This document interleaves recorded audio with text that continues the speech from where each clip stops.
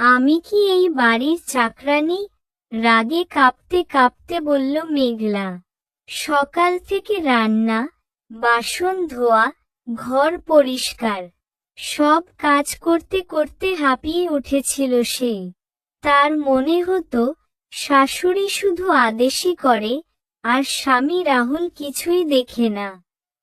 একদিন দুপুরে শাশুড়ি বললেন, মেঘলা, একটু চা বানিয়ে দে মা। মেঘলা রেগে আগুন, আমি কি শুধু কাজ করার জন্য এই বাড়িতে এসেছি?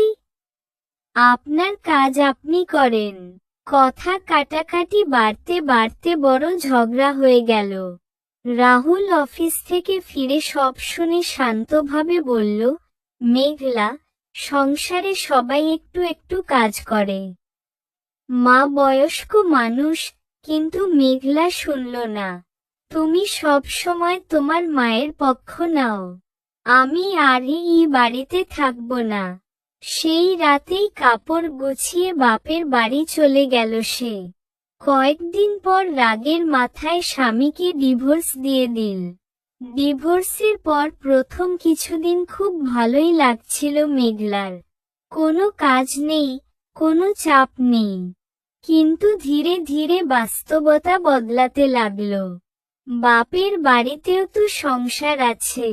মা অসুস্থ হলে রান্না করতে হয়, ঘর গুছাতে হয়, ছোট ভাইবোনদের দেখাশোনা করতে হয়।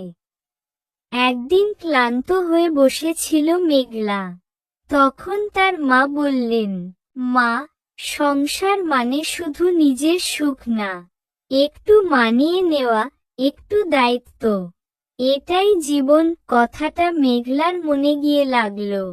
সে ভাবতে শুরু করল, শাশুড়ি কি সত্যিই তাকে কষ্ট দিতে চেয়েছিল, নাকি সংসারের মানুষ ভেবেই একটু সাহায্য চেয়েছিল? এদিকে রাহুলও একা হয়ে পড়েছিল।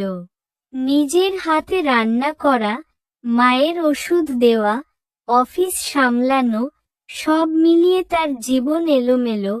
কয়েক মাস পর এক আত্মীয়ের বিয়েতে হঠাৎ মুখোমুখি হলো দুজন। চোখে চোখ পড়তেই পুরনো স্মৃতিগুলো ফিরে এলো। রাহুল ধীরে বলল, কেমন আছো? মেঘলার চোখে পানি এসে গেল। ভালো আছি, কিন্তু কিছু ভুল হয়েছিল হয়তো। রাহুল দীর্ঘশ্বাস ফেলল।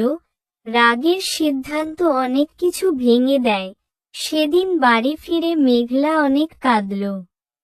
সে বুঝল, সংসারে সম্মান দরকার, নিজের মতামত দরকার, কিন্তু রাগের মাথায় নেওয়া সিদ্ধান্ত কখনো কখনো জীবনের সবচেয়ে বড় আফসোস হয়ে দাঁড়ায়।